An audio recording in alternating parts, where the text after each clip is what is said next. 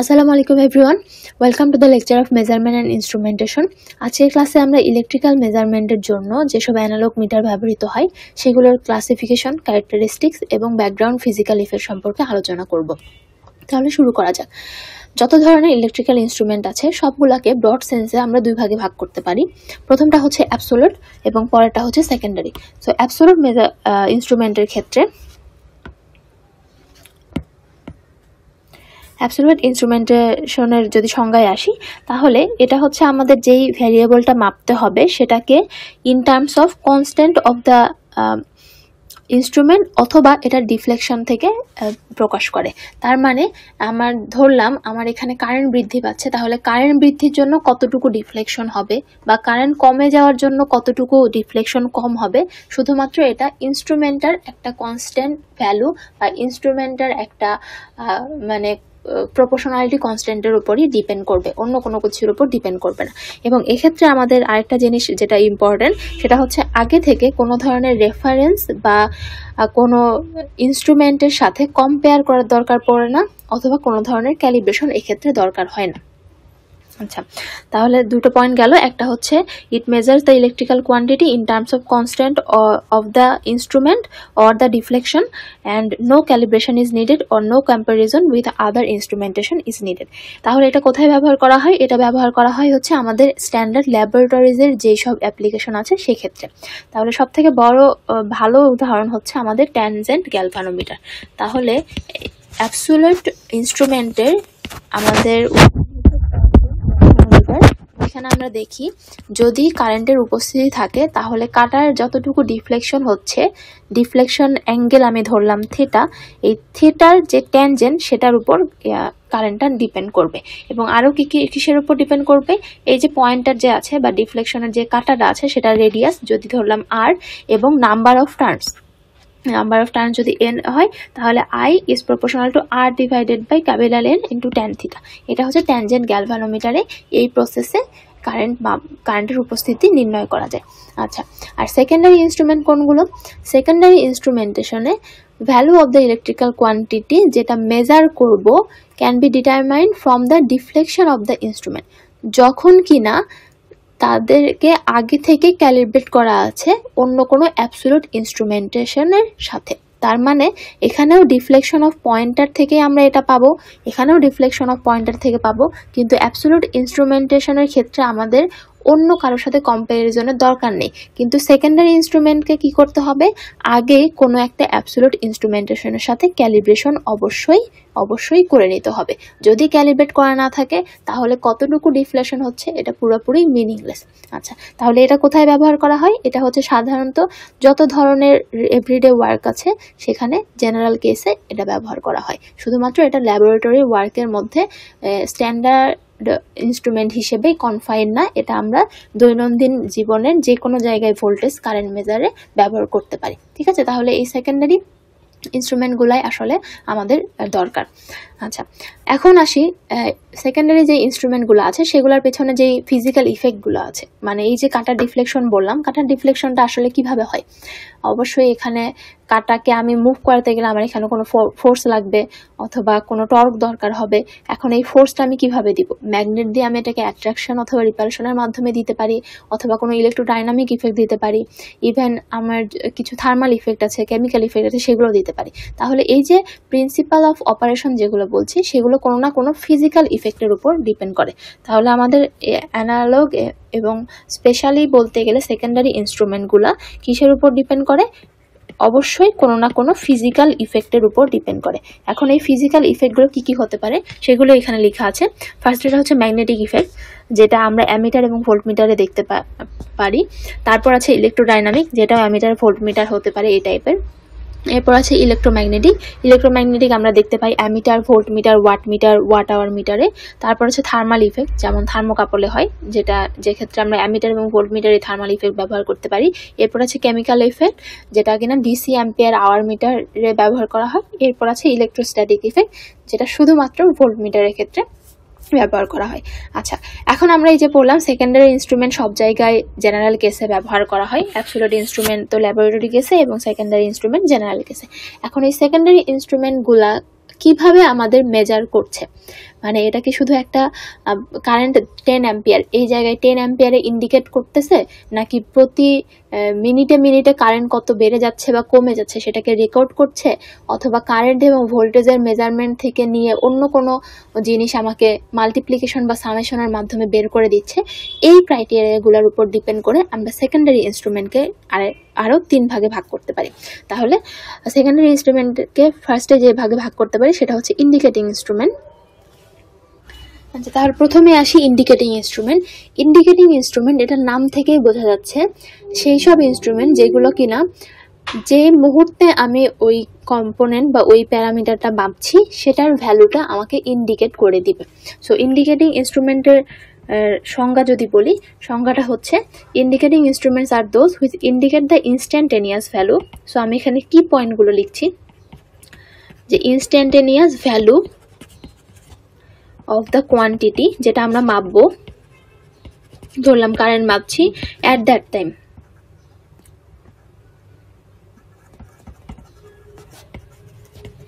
Just ওই ভ্যালুটাই আমাদেরকে ইন্ডিকেট করে দিবে। মানে যেই মুহূর্তে আমি কারেন্টটা মাপছি সেই কারেন্টটা আমার প্রকাশ করবে। তাহলে নর্মাল যে অ্যামিটার, ভোল্টমিটার, ওয়াটমিটার আমরা ব্যবহার করি ল্যাবে, সেগুলো হচ্ছে এটার মধ্যে পড়ে, যে ইনস্ট্যান্টেনিয়াস ভ্যালু আমি যে মুহূর্তের কারেন্টটা মাপতে যাচ্ছি সেই মুহূর্তের কারেন্টটা শুধুমাত্র ইন্ডিকেট করে দিবে। আচ্ছা, এরপর রেকর্ডিং ইনস্ট্রুমেন্ট কোনটা আছে? রেকর্ডিং ইনস্ট্রুমেন্ট হচ্ছে এটা ইন্ডিকেট তো করবেই পয়েন্টার দিয়ে, তাছাড়াও আমার একটা স্কেলের মধ্যে ধরলাম আমি সময় হচ্ছে 0 থেকে শুরু করলাম, 0তে আমার কোনো কারেন্ট নেই, তারপর 1 সেকেন্ড পরে গিয়ে আমার কিছু কারেন্ট উৎপন্ন হলো, 0 থেকে 10 সেকেন্ডের মধ্যে কখন কত কারেন্ট আছে সেটা সে মেপে দেখালো এবং এটার একটা কন্টিনিউয়াস রেকর্ড রাখলো। ঠিক আছে, তাহলে এখানে অবশ্যই একটা পয়েন্টার দিয়ে ইন্ডিকেট করবে, তাহলে ইন্ডিকেটিং ইনস্ট্রুমেন্টের মতো তো ইন্ডিকেট করছেই, প্লাস এখানে একটা কন্টিনিউয়াস রেকর্ডিং সে রেখে দিবে। ওকে, কন্টিনিউয়াস রেকর্ডিং, অথবা কিভাবে এটা ভ্যারিয়েশন হচ্ছে। সো কন্টিনিউয়াস রেকর্ডিং এর এখানে আমরা আরেকটা কথা লিখতে পারি, ভ্যারিয়েশনস অফ দ্য প্যারামিটার অথবা কোয়ান্টিটি যেহেতু লিখছি এটাই লিখি, quantity over a selected period of time.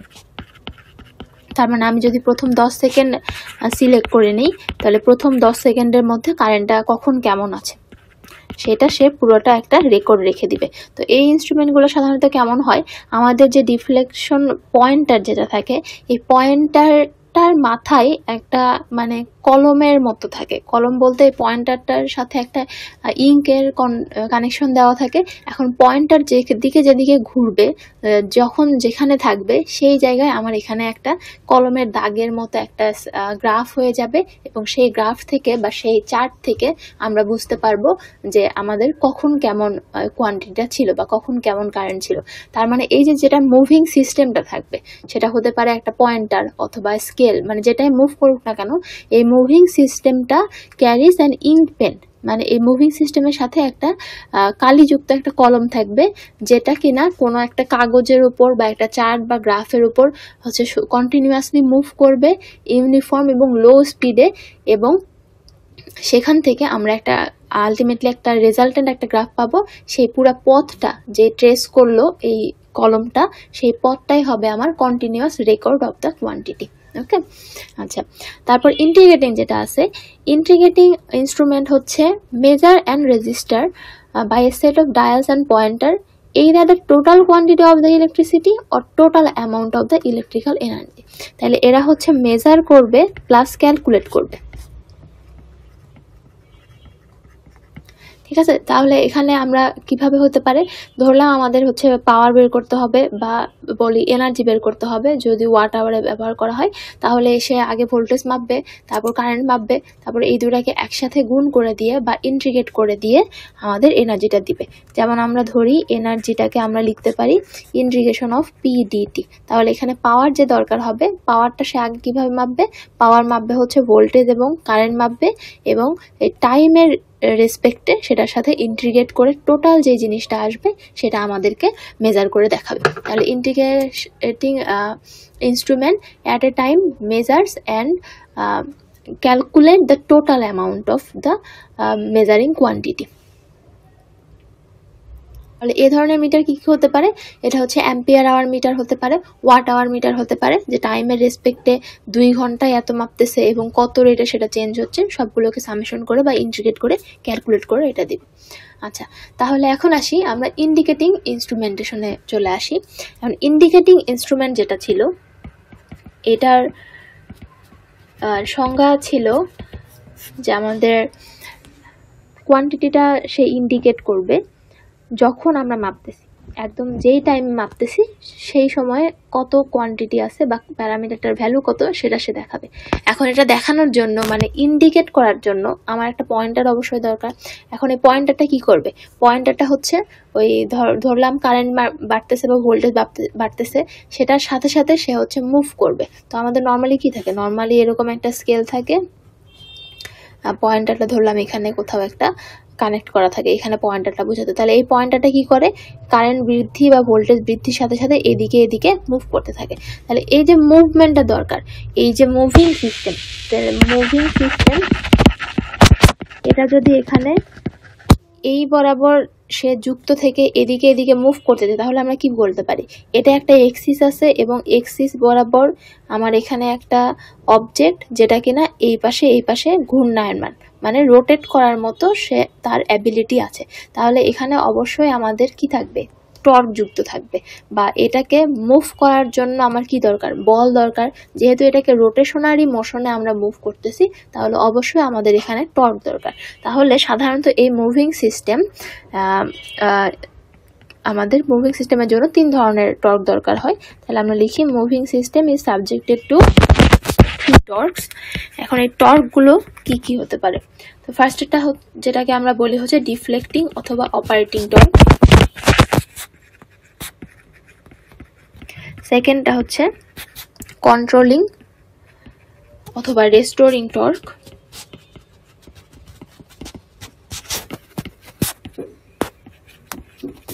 এবং থার্ডটা হচ্ছে ড্যাম্পিং টর্ক। তাহলে এই 3টা টর্কই আমাদের এখানে অ্যাসোসিয়েটেড থাকতে হবে মুভিং সিস্টেমটাকে ঠিকঠাক মতো কাজ করার জন্য।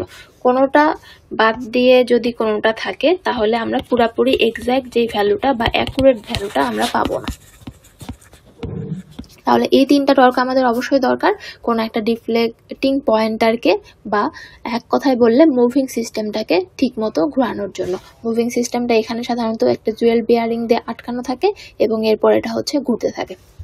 আচ্ছা, তাহলে এখন আসি ডিফ্লেক্টিং টর্কে। সো আমাদের ডিফ্লেক্টিং টর্কটা কি? ডিফ্লেক্টিং টর্ক এক কথায় বলতে গেলে যেই জিনিসটার কারণে বা যেই টর্কটার কারণে ডিফ্লেকশন ঘটে। ওকে, সো ডিফ্লেক্টিং টর্ক কি হবে? Deflecting torque causes the deflection.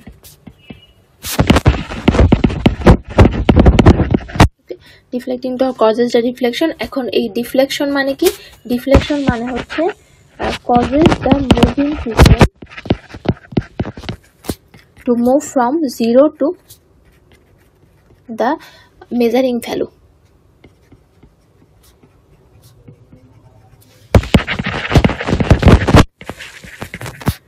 মানে আমরা এখন আমাদের যে ভ্যালু আছে 0 থেকে সেই ভ্যালু পর্যন্ত যাবে।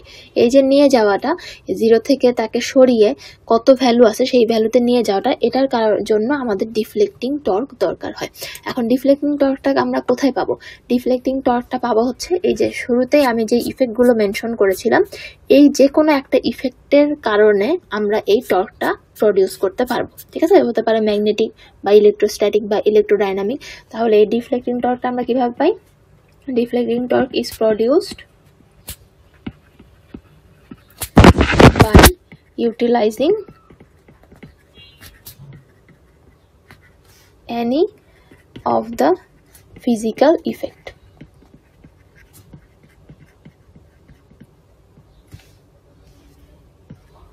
Okay, আচ্ছা, এখন এই ডিফ্লেকশন টর্কটা তাহলে 0 পজিশন থেকে আমাদের যে এখনকার মেজারিং যে ভ্যালু সেখানে নিয়ে যাচ্ছে, এবং এটা কোথা থেকে আমরা পাচ্ছি? এই টর্কের উৎপত্তি হচ্ছে আমাদের যে কোনো একটা ফিজিক্যাল ইফেক্টের। এখন এই ডিফ্লেকশন টর্কটা কি করতেছে? ডিফ্লেকশন টর্কটা করতেছে আমার এখানে এই পয়েন্টটা 0-তে আছে, 0 থেকে গিয়ে এই পাশে সে মুভ করার জন্য আমি এখানকে ধাক্কা দিলাম, একটা টর্ক পাঠালাম। এখন কত দূর গিয়ে সে থেমে যাবে সেটার জন্য আমাদের একটা রেস্টোরিং টর্ক প্রয়োজন হয়। তার মানে ডিফ্লেক্টিং টর্ক যদি এখানে একাই কাজ করে তাহলে দেখা যাবে যে এটার উপর কোনো কন্ট্রোলও নাই। এটা আমি চাচ্ছি যে সে 10 অ্যাম্পিয়ারকে ইন্ডিকেট করুক, কিন্তু সে জড়তার কারণে সামনের দিকে হেলে পড়বে বা এটার উপর কোনো কন্ট্রোল থাকবে না। মোট কথা ডিফ্লেক্টিং টর্ক যদি একা একা কাজ করে তাহলে আমাদের এই যে পয়েন্টার হচ্ছে ম্যাক্সিমাম যে ডিফ্লেকশন পজিশনটা আছে সেই পর্যন্ত কন্টিনিউ করবে। ঠিক আছে, তো এখন এই যে কন্টিনিউয়েশন এটা তো চলতে দেওয়া যাবে না। আমি একটা টর্ক প্রয়োগ করলাম আর সে হচ্ছে শুরু থেকে শেষ পর্যন্ত এরকম মুভ করতে থাকলে এরকম হবে না। আমরা কি চাই? আমরা চাই এখন যে কোয়ান্টিটিটা মাপতেছি সেই জায়গায় গিয়ে সে স্টপ হোক। তার মানে তাকে স্টপ করার জন্য অবশ্যই আমাকে একটা কন্ট্রোলিং টর্ক দিতে হবে। তাহলে সেই জন্য একটা উৎপত্তি হয়েছে কন্ট্রোলিং টর্কের। তাহলে কন্ট্রোলিং টর্কটা আমাদের কেন দরকার? যদি deflecting torque work alone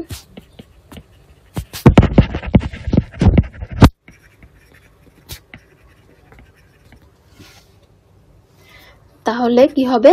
এই পয়েন্টারের উপর আমাদের কোনো কন্ট্রোল থাকবে না। পয়েন্টার উইল গো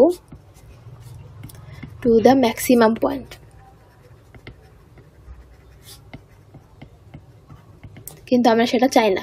তাহলে কি করতে হবে? আমাদের কোনো ধরনের মানে কোনো একটা ফর্মের কন্ট্রোলিং অথবা অপোজিং টর্ক ইউজ করতে হবে। So we need an opposing torque. তাহলে এই অপোজিং টর্কটা দেওয়ার জন্য আমরা একটা কন্ট্রোলিং টর্ক এখানে নিয়ে আসি। তাহলে কন্ট্রোলিং টর্কটা অবশ্যই ডিফ্লেক্টিং টর্কটাকে অপোজ করবে এবং এমনভাবে অপোজ করবে যেন সে ঠিক জায়গায় গিয়ে পৌঁছে আর সামনে আগাইতে না পারে। ঠিক আছে, তার মানে কি হবে? আমাদের যদি ডিফ্লেক্টিং টর্কটার নাম দিলাম আমি হচ্ছে টিডি। ডিফ্লেক্টিং টর্ক যদি টিডি হয় তাহলে এখানে আমাদের কন্ট্রোলিং টর্কটা থাকবে হচ্ছে টিসি। এখন কি হবে?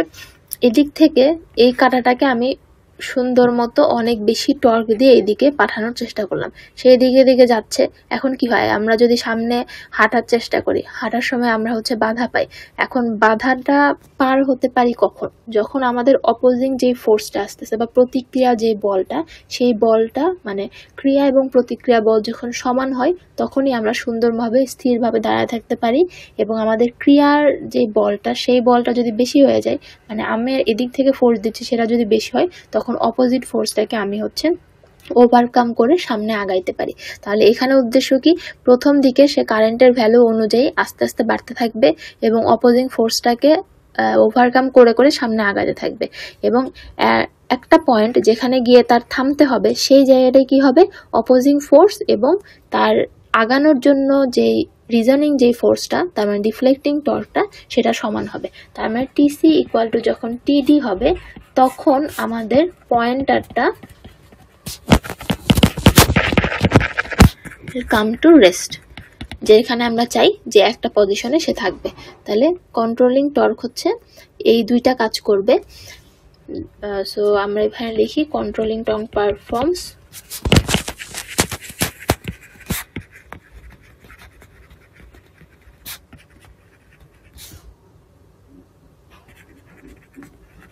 Two functions. এক নাম্বারটা হচ্ছে আমাদের যে ডিফ্লেক্টিং টর্ক আছে, ডিফ্লেক্টিং টর্কের অপোজিশনে একটা টর্ক প্রডিউস করবে। To produce a torque opposing deflecting torque. Okay, আর সেকেন্ড কাজটা কি? সেকেন্ড কাজটা হচ্ছে মুভিং সিস্টেমটাকে জিরো পজিশনে নিয়ে আসবে। আচ্ছা, এটার কথা এখনো বলা হয়নি, ফার্স্টেরটাই আমি এখন এতক্ষণ ব্যাখ্যা করছি যে কিভাবে টর্কটাকে ডিফ্লেক্টিং টর্কের অপোজিং একটা ফোর্স দিবে যেন সে এক জায়গায় গিয়ে রেস্ট হয়ে যায়। এখন আমি কি করলাম? আমি এখানে কারেন্ট সাপ্লাই বন্ধ করে দিলাম, যে আমার আর কোনো কারেন্ট মাপার দরকার নেই। এখন আমি অলরেডি এটাকে টর্ক দিয়ে দিছি, এই পয়েন্টারটা অবশ্যই সামনে আগাইতেই থাকবে। তাহলে কি করতে হবে? কারেন্ট বন্ধ করার সাথে সাথে সে যেন জিরো পজিশনে চলে আসে সেটাও তাকে এনশিওর করতে হবে। তাইলে সেকেন্ড কাজটা হচ্ছে to bring the moving system to zero position when the applied torque is removed. তো এখানে অ্যাপ্লাইড টর্কটা কি? অ্যাপ্লাইড টর্কটা হচ্ছে আমাদের ডিফ্লেক্টিং টর্ক। তাইলে আমি এটা ব্র্যাকেটে লিখে রাখি applied deflecting torque is remove. তার মানে কোনো কারেন্ট বা কোনো কিছু মাপতে চাচ্ছি না, সেক্ষেত্রে সে যেন 0 পজিশনে চলে আসে, এটাও এনশিওর করা কার দায়িত্ব? অবশ্যই কন্ট্রোলিং টর্কের।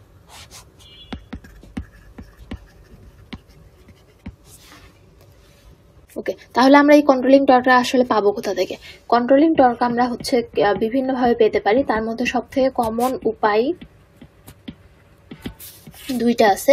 একটা হচ্ছে স্প্রিং, মানে একটা স্প্রিং এর মাধ্যমে আমরা দিতে পারি, আর এটা হচ্ছে গ্র্যাভিটি কন্ট্রোল।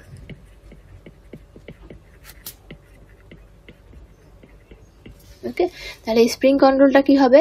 স্প্রিং কন্ট্রোলটা হচ্ছে, ফার্স্টে আমরা আসি হচ্ছে স্প্রিং কন্ট্রোলে। তাহলে এখানে কি হয়, এটা সবচেয়ে মোস্ট কমন মেথড এবং একটা স্পাইরাল টাইপের চুলের মতো চিকন স্পাইরাল হেয়ার স্প্রিং যেটাকে বলা হয়, যেটা কিনা আমাদের একটা নন ম্যাগনেটিক ম্যাটেরিয়াল যেমন ফসফর, ব্রোঞ্জের তৈরি হতে পারে। এরকম একটা স্পাইরাল একটা স্প্রিং এর এখানে আমাদের যুক্ত থাকে। স্পাইরাল স্প্রিং এর মাথায় আমাদের ডিফ্লেকশন টর্কটা এখানে এভাবে যুক্ত থাকে।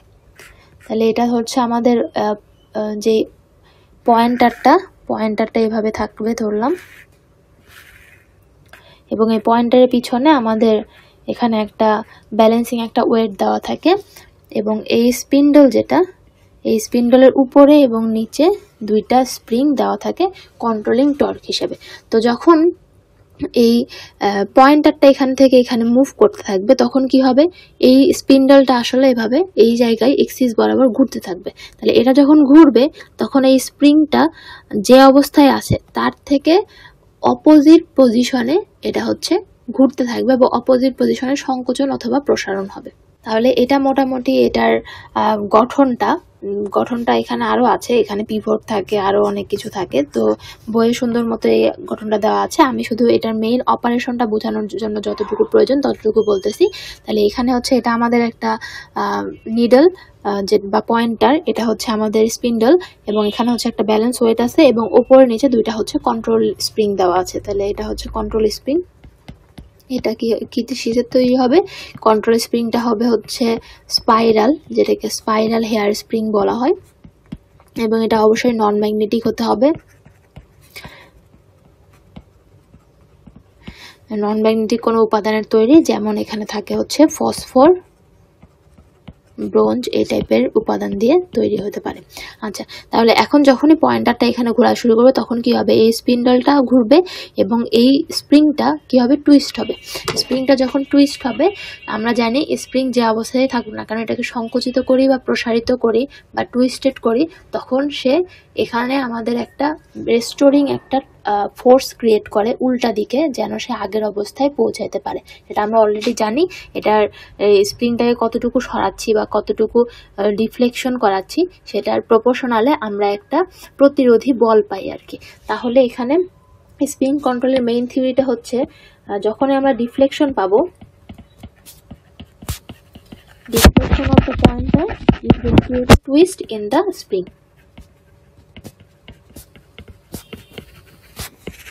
এখন স্প্রিংকে তার রেফারেন্স পয়েন্ট থেকে আমি সংকোচন প্রসারণ যেভাবেই হোক না কেন আমি যদি চেঞ্জ করতে চাই, এখানে টুইস্টের মাধ্যমে চেঞ্জ করতেছি, তাহলে কি হবে, এখানে আমাদের একটা প্রতিরোধী বল, বা যেহেতু এখানে ঘূর্ণায়মান বল, তো এখানে আমাদের একটা রেস্টোরিং টর্ক উৎপন্ন হবে। ঠিক আছে, এবং রেস্টোরিং টর্কটা কি হয়, রেস্টোরিং টর্কটা হচ্ছে আমাদের সরণের সমানুপাতিক হয়। তাহলে এখানে কোন টাইপের সরণ হচ্ছে, অবশ্যই এখানে ঘূর্ণায়মান, যেহেতু ঘূর্ণায়মান গতি, বা আমরা বলতে পারি হচ্ছে রোটেশনারি মোশনে এটা কাজ করতেছে। তার মানে এখানে আমাদের ডিফ্লেকশনটা হচ্ছে অ্যাঙ্গুলার ডিসপ্লেসমেন্ট। তাইলে এটা কি হবে, যতটুকু ডিফ্লেকশন হচ্ছে এখান থেকে যদি এই পর্যায়ে যায়, তাহলে এই যতটুকু ডিফ্লেকশন হলো ঠিক সেইটার করেসপন্ডিংলি আমাদের এই স্প্রিংটা টুইস্ট হবে, সেটার প্রপোর্শনালিটি মেনটেন করে আমাদের এখানে একটা রেস্টোরিং টর্ক উৎপন্ন হবে। ঠিক আছে, তাহলে আমরা স্প্রিং এর জন্য জানি কি, টি, এখানে সি দিয়ে ইন্ডিকেট করলাম, টি হচ্ছে আমাদের কে থিটা। ওকে, আমরা এটা অলরেডি জানতাম, হচ্ছে স্প্রিং এর প্রতিরোধী বল এফ ইকুয়াল টু হচ্ছে কে এক্স। এখানে এটা ছিল আমাদের ডিসপ্লেসমেন্ট, এটা ছিল হচ্ছে স্প্রিং ধ্রুবক বা স্প্রিং কনস্ট্যান্ট, এবং এটা হচ্ছে আমাদের যে প্রতিরোধী বল। ঠিক আছে, এখন এখানে বলের বদলে আমাদের চলে আসলো টর্ক, এবং এখানে স্প্রিং কনস্ট্যান্টের মতো আরেকটা কনস্ট্যান্ট থাকবে, এবং ডিসপ্লেসমেন্টটা এখন আমাদের অ্যাঙ্গুলার ডিসপ্লেসমেন্ট, যেটাকে আমরা এই পয়েন্টারের সাপেক্ষে বলতেছি ডিফ্লেকশন, কতটুকু ডিফ্লেক্ট করতেছে। ঠিক আছে, তাহলে আমাদের এই যে রেস্টোরিং টর্ক যেটা স্প্রিং এ উৎপন্ন হলো টুইস্টের কারণে, সেটার মান হবে টিসি কে থিটা। আচ্ছা, এখন এই পয়েন্টারটা কেন ঘুরলো? এই পয়েন্টারটা অবশ্যই ঘুরলো, এখানে একটা ইলেকট্রিসিটির প্রেজেন্স আছে, তার মানে ভোল্টও আমরা যদি দেখতে চাই অথবা কারেন্টও দেখতে চাই, মূল কথা এখানে হচ্ছে আমাদের একটা কারেন্টের উপস্থিতি আছে, সেই কারণে আমাদের ডিফ্লেকশনটা ঘটলো। তাহলে এই যে ডিফ্লেকশন টর্ক কিসের উপর ডিপেন্ড করে? ডিফ্লেকশন টর্ক ডিপেন্ড করে কারেন্টের উপর। এটা আমরা যদি ম্যাগনেটিক টাইপ হয় তাহলে দেখবো যে ম্যাগনেটাইজিং যে টর্কটা সেটা কারেন্টের উপর ডিপেন্ড করতেছে। মুভিং আয়রন টাইপ ইনস্ট্রুমেন্ট বলে একটা কথা আছে, সেখানেও আমরা দেখতে পাবো যে এটা কারেন্টের সমানুপাতিক। ঠিক আছে, তাহলে আমাদের যে ডিফ্লেকশন টর্কটা সেটা হচ্ছে টিডি ইজ প্রপোর্শনাল টু আই। এখন আমরা কোথায় গিয়ে এটা থেমে যাবে? যেহেতু রেস্টোরিং টর্ক পড়তেছি, সো যখন আমাদের ডিফ্লেক্টিং টর্ক কন্ট্রোলিং টর্কের সমান হবে তখনই এটা গিয়ে থামবে। ঠিক আছে, তাহলে এখানে আমরা দিই টিডি প্রপোর্শনাল টু, এটাকে K1 দিলাম, এটাকে দিলাম হচ্ছে K2I।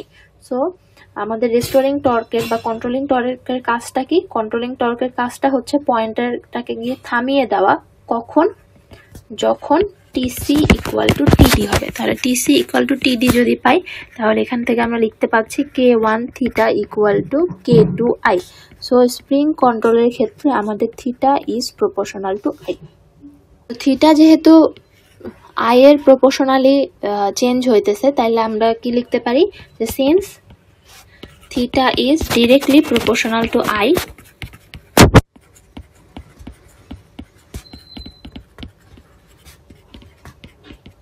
তাহলে আমাদের আই যত বাড়বে থিটা ঠিক সেই রেটেই চেঞ্জ হবে। তাহলে আমাদের যে স্কেলিংটা হবে ইউনিফর্ম এবং ইকুয়ালি স্পেসড। ঠিক আছে, তাহলে spring control I for spring control instrument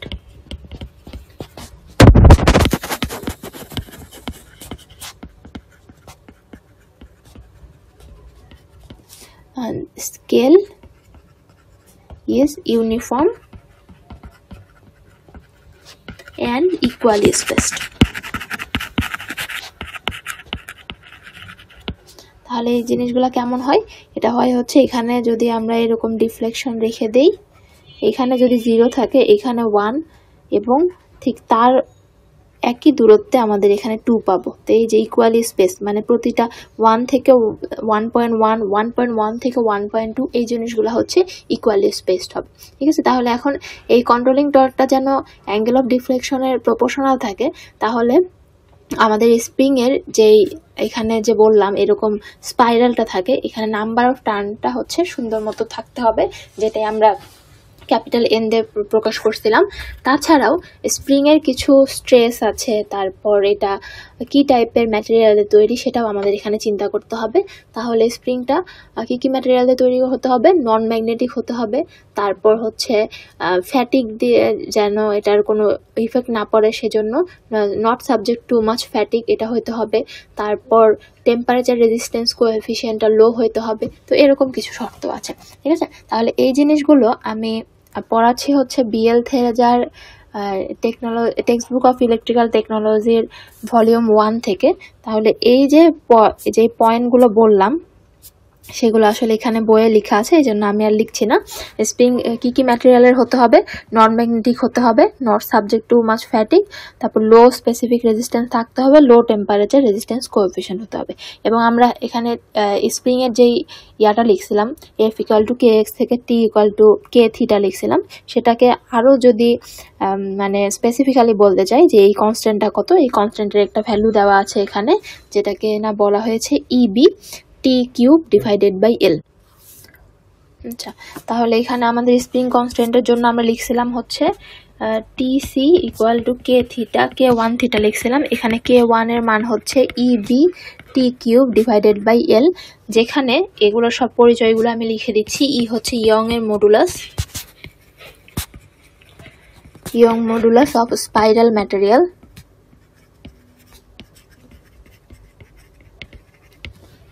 B হচ্ছে width of the spring,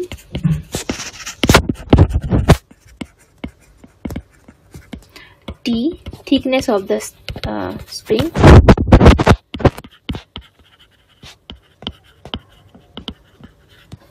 and বাকি থাকলো কি, বাকি থাকলো L, L হচ্ছে length of the spring.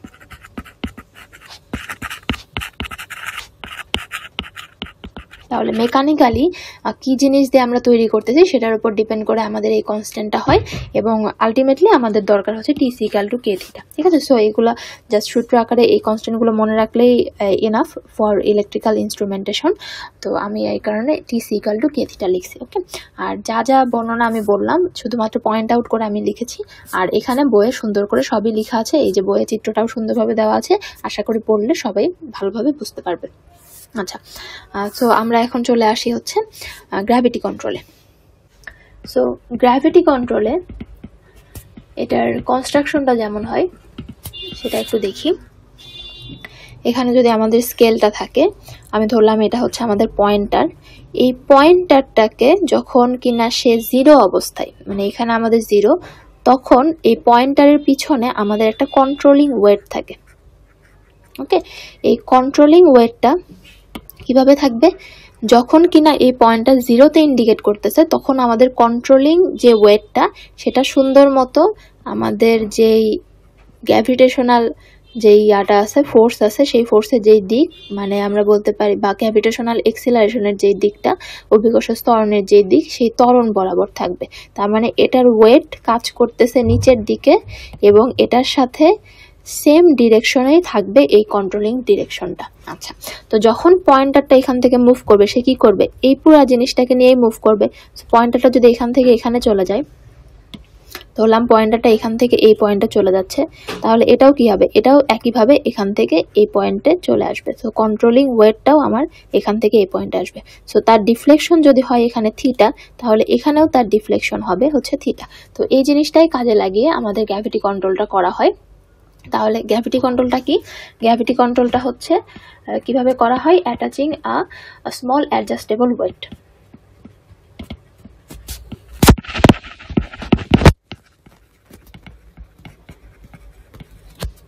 Wait কার সাথে, অবশ্যই পয়েন্টারের সাথে। ঠিক আছে, পয়েন্ট মানে পয়েন্টার বলতে মুভিং সিস্টেমের সাথে। ঠিক আছে, তাহলে এখানে কি কি টাইপের টর্ক থাকবে, স্প্রিং এর ক্ষেত্রে যেরকম স্প্রিং এর একটা অপোজিং টর্ক ছিল, তাহলে এখানে আমাদের এই গ্র্যাভিটেশনাল এক্সিলারেশনের জন্য যে টর্কটা, সেই টর্কটা কি হবে সেটা দেখি। তাহলে আমাদের deflection torque T D is proportional to I, সেটা আছেই। এখন আমরা দেখি যে রেস্টোরিং টর্কটা আমরা কত পাই। তাহলে এখানে ওয়েটটা, এবং এই জিনিসটা আমি একটু লিখে রাখি যে যখন আমাদের পয়েন্টারটা কিনা 0-তে, তখন এই ওয়েটের অবস্থান কি, তাহলে at 0 position the control wait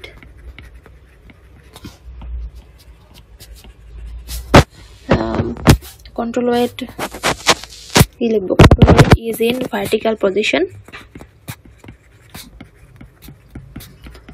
okay, so vertical position মানে আমার এখানকার ওয়েটের সাথে এটার যেই ফোর্সটা সে পাচ্ছে সেটা হচ্ছে 0 ডিগ্রি। সো এটা যেহেতু কোনো ডিফ্লেকশন হয় নাই, তার মানে এদিকেই পুরা ওয়েটটা, এদিকেই কন্ট্রোল ওয়েটটা। সো আমরা বলতে পারি কন্ট্রোলিং যে টর্কটা, কন্ট্রোলিং টর্ক হচ্ছে 0 ডিগ্রি, বলছে, কন্ট্রোলিং টর্ক হচ্ছে 0। ওকে, তাহলে এখন আসি যখন এটা কোনো একটা ডিফ্লেকশন হলো তখন কি অবস্থায় দাঁড়াবে। তাহলে এখানে অলরেডি আমি চিত্রটা আঁকছি। এখানে যদি থিটা এই অবস্থায় হয়, তাহলে এইটা আমাদের পয়েন্টার। সো আমাদের যে রেস্টোরিং টর্কটা, সেই টর্কটা হবে হচ্ছে পয়েন্টারের অপোজিট। সো পয়েন্টারটা এদিকে আছে, সো পয়েন্টারের অপোজিট ডিরেকশনে এই দিকে আমরা হচ্ছে রেস্টোরিং টর্কটা পাবো। এখন এই জিনিসটাকে আমরা যদি নিয়ে আর একটু বড় করে আঁকি এইটুকু পার্টকে, তাহলে এইটুকু পার্ট কি আসতেছে আমাদের, এখানে হচ্ছে তার ওয়েট কাজ করতেছে, এটা হচ্ছে আমাদের এতটুকু অ্যাঙ্গেল সে সরে গেছে থিটা, এখানে আমাদের আপাতত কন্ট্রোলিং টর্কটা, এবং এই বরাবর আমাদের রেস্টোরিং টর্কটা পাবো। ওকে, তো ডটেড লাইনতে আঁকলাম এই বরাবর রেস্টোরিং টর্ক। তাহলে এখন এখানে চিন্তা করি, এখানে হচ্ছে ডাব্লিউ, এটা একটা অবশ্যই ফোর্স, সো এটা গ্র্যাভিটেশনাল ফোর্স আমাদের। তাহলে এটাকে এইটুকু তো 90 ডিগ্রি অবশ্যই। তাহলে এখানে আমরা উপাংশ যদি বিভক্ত করি, তাহলে এটা কি পাচ্ছি, যে এখানে থিটার সাথে বা অনুভূমিক বরাবর এটা আমরা পাবো হচ্ছে ডাব্লিউ cos থিটা। ওকে, এবং এটা হচ্ছে আমাদের ভার্টিক্যাল যেটা বা উলম্ব বরাবর সেটা হচ্ছে w sin থিটা। তো এই যে w sin থিটা এদিকেই কিন্তু আছে আমাদের এই পয়েন্টারটা। সো পয়েন্টার এদিকে, পয়েন্টারে এখানে আমাদের ডিফ্লেক্টিং টর্ক থাকবে, এটাকে আমি আপাতত ফোর্সের রেসপেক্টে লিখছি, টর্কের রেসপেক্টে নিয়ে যাচ্ছি। ডিফ্লেক্টিং টর্কটা আমার এদিকে এবং তার ঠিক অপোজিটে আমাদের রেস্টোরিং টর্কটা দিতে হবে। তো রেস্টোরিং যেই ফোর্সটা সেটা আমরা পাইলাম w sin theta. So w নিচের দিকে কাজ করতেছে, উপাংশে বিভক্ত করে আমরা এটা পেলাম w sin থিটা। আচ্ছা, সো আমরা এখানে ফোর্স পাইছি হচ্ছে রেস্টোরিং ফোর্স যেটা, সেটা হচ্ছে w sin থিটা। এখন আমরা জানি tau equal to F into R, যেই বরাবর যাচ্ছে সেটার আর কি রেডিয়াস বা সেটার হচ্ছে দৈর্ঘ্য। তাহলে আমি ধরলাম এই যে পয়েন্টারটা, এই পয়েন্টারটার এখানে আমাদের এই যে এইটুকুর লেন্থ হচ্ছে এল, সরি পয়েন্টার না, আমার এই যে কন্ট্রোলিং যে ওয়েটটা সেটার এইটুকুর লেন্থ হচ্ছে এল। তাহলে এখানে আমাদের সো টর্ক এবং এটা হচ্ছে আমাদের কন্ট্রোলিং ফোর্স, এটা কন্ট্রোলিং টর্ক, এটা কি পাবো w sin থিটা, এটার সাথে পুরাটার সাথে আমার কি গুণ হবে, এল গুণ হবে। ঠিক আছে, আমরা জানি টর্ক সমান হচ্ছে ফোর্স ইন্টু রেডিয়াস অথবা ফোর্স ইন্টু যে লেন্থটা, যে লেন্থটা মুভ করতেছে সেটা। তাহলে এখানে আমরা পাচ্ছি w এল sin থিটা। তো এখানে ডাব্লিউটা অবশ্যই ফিক্সড, একটা কন্ট্রোলিং যেই ওয়েটটা দিয়ে রাখছি এই ওয়েটটার ওজন ফিক্সড এবং এই ওয়েটটার যে লেন্থ দিয়ে রাখছি আমি পেছন দিকে সেই লেন্থটাও এখানে ফিক্সড। সো এখানে আমরা বলতে পারি tau C is proportional to sine theta. Okay, tau C is proportional to sine theta. এবং আমরা জানি যে ডিফ্লেক্টিং টর্ক যেটা, ডিফ্লেক্টিং টর্কের ইকুয়েশনে tau is proportional to I. So আমাদের ফাইনাল ডিফ্লেকশন পয়েন্টে কি পাবো, so at final resting point আমি বলি, যেই জায়গায় আসলে পয়েন্ট করতেছে সে, মানে কত ভোল্ট বা কত অ্যাম্পিয়ার দেখাচ্ছে, মানে যেখানে গেলে কাঁটাটা আর ঘুরবে না, that means deflecting torque equal to controlling torque হবে, যেটা প্রথম থেকেই বলে আসছি, রেস্টোরিং টর্কের ডেফিনেশন থেকে এটা বলে আসছি। তাহলে এটা কি হবে, deflecting torque is proportional to I. তাহলে এখানে আমি k1i লিখলাম, TD equal to k1i, and K যা কিছু হতে পারে, এটা ডিপেন্ড করবে এটা কোন টাইপের ম্যাগনেটিক নাকি আয়রন, বিভিন্ন ধরনের ইনস্ট্রুমেন্ট আছে। তো আমি আপাতত এখানে লিখলাম, মানে একটা ধ্রুবক আকারে লিখলাম। এবং টিসি যেটা হচ্ছে WL sin থিটা। তো এখান থেকে আমরা বলতে পারি I is proportional to sine theta. ঠিক আছে, তো আমাদের স্প্রিং কন্ট্রোলের ক্ষেত্রে ছিল I is proportional two theta, তার মানে যতটুকু কারেন্ট কম বেশি হবে ঠিক ততটুকু ডিফ্লেকশন কম বেশি হবে, কিন্তু এখানে কিন্তু সাইন থিটা। তো থিটার মান যদি আমরা দেখি, থিটার মান যদি 1 হয় তাহলে সাইন থিটা কত, সাইন থিটার মান মানে খুবই এটা মিনিমাম আর কি। সাইন থিটা যদি 1 হয় সাইন থিটার মান আমরা পাই 0.17। একইভাবে থিটা যখন হচ্ছে 10 ধরলাম তখন সাইন থিটার মান কত, সাইন থিটার মান আসা হচ্ছে 0.17। এখন থিটার মান ধরলাম 100, তাহলে থিটার মান কত, সাইন থিটার মান আসা হচ্ছে 0.98। তো এখানে দেখা যাচ্ছে যে আমাদের যে বৃদ্ধিটা বা এখানে ইনক্রিমেন্টটা সেটা আমাদের ইউনিফর্ম না। তো স্প্রিং কন্ট্রোলের ক্ষেত্রে যেটা ছিল এটা ইউনিফর্ম ছিল স্কেলিংটা, এবং স্কেলিং এর মধ্যে স্পেসিংটাও হচ্ছে ইকুয়াল স্পেসিং ছিল, কিন্তু এক্ষেত্রে এটা হচ্ছে সাইনের উপর ডিপেন্ড করতেছে। ঠিক আছে, সো এটা যদি সাইনের উপর ডিপেন্ড করে, এই কারণে আমরা বলতে পারি যে gravity control is not uniform, অথবা বলতে পারি has non uniform scale, এভাবে লিখি আর কি, তাহলে এক কথা সব লেখা হয়ে যাবে। ঠিক আছে, নন ইউনিফর্ম স্কেল। তাহলে এটা কেমন হবে, এটা দেখা যাচ্ছে ছোট থিটাগুলা অবস্থায় মানগুলা খুবই কম ভাবে বৃদ্ধি পায়, এবং থিটার মান যখন অনেক বড় হয়ে গেল তখন অনেক বেশি বড়ভাবে বৃদ্ধি পাওয়া শুরু করলো। সো স্প্রিং কন্ট্রোলের ক্ষেত্রে আমাদের যেটা ছিল, স্প্রিং কন্ট্রোলের ক্ষেত্রে এটা যদি 0 হয়, এটা যদি 1 হয়, এটা হচ্ছে আমাদের আচ্ছা এটা 10 ধরলাম, এটা 20 এ অবস্থায় হয়, এটা হচ্ছে স্প্রিং কন্ট্রোল, পয়েন্টার দিলাম। আর গ্র্যাভিটি কন্ট্রোলের ক্ষেত্রে যেটা হবে, এই প্রথম দিককার শুরুর দিকে সাইন থিটার মান খুব বেশি বাড়বেই না। সো এটা যদি 0 হয়, এটা 10, 20 ক্ষেত্রে এই যে স্পেসিংটা আরেকটু বৃদ্ধি পাবে, তারপর 30 ক্ষেত্রে আরেকটু বৃদ্ধি পাবে, তারপর 90, 40, 60 ক্ষেত্রে এটা আরো বৃদ্ধি পাবে। তাহলে প্রথমের এই শুরুর দিকে লোয়ার ভ্যালুর দিকে, সো লোয়ার ভ্যালুর ক্ষেত্রে আমাদের স্কেলটা কেমন হবে, স্কেলটা হবে হচ্ছে কম্প্রেসড অ্যান্ড ক্রাউডেড, এবং হায়ার ভ্যালুর দিকে এটা আস্তে আস্তে স্কেলটা বাড়তে থাকবে, কিন্তু স্প্রিং কন্ট্রোলের ক্ষেত্রে এই অসুবিধাটা নাই, ঠিক আছে। এবং এটার আরও কি অ্যাডভান্টেজ আছে, এটার অ্যাডভান্টেজ হচ্ছে এটা হচ্ছে স্প্রিং কন্ট্রোলের থেকে চিপার, এবং স্প্রিংয়ের টেম্পারেচারের একটা ইফেক্ট ছিল যেটা আমরা বলেছিলাম যে এটা টেম্পারেচার কোএফিশিয়েন্ট কম হতে হবে। সো এখানে টেম্পারেচারের ভ্যারিয়েশনটা দরকার নেই, কারণ একটা ওয়েটের উপর টেম্পারেচার খুব একটা ভ্যারি করে না। তারপর এটা ফ্যাটিগের উপরও মানে ফ্যাটিগের সাথে রিলেটেড না। তারপর এগুলা হচ্ছে সুবিধা। আর অসুবিধাটা কোথায়, অসুবিধা হচ্ছে আমাদের এই স্কেলটা ইউনিফর্ম হয় না। আরও একটা অসুবিধা আছে, যেহেতু এটা পুরাটা টর্কটায় কাজ করতেছে এই ওয়েটের উপর, এই ওয়েটটা আসলে কোন বরাবর কাজ করে, নিচের দিকে কাজ করে।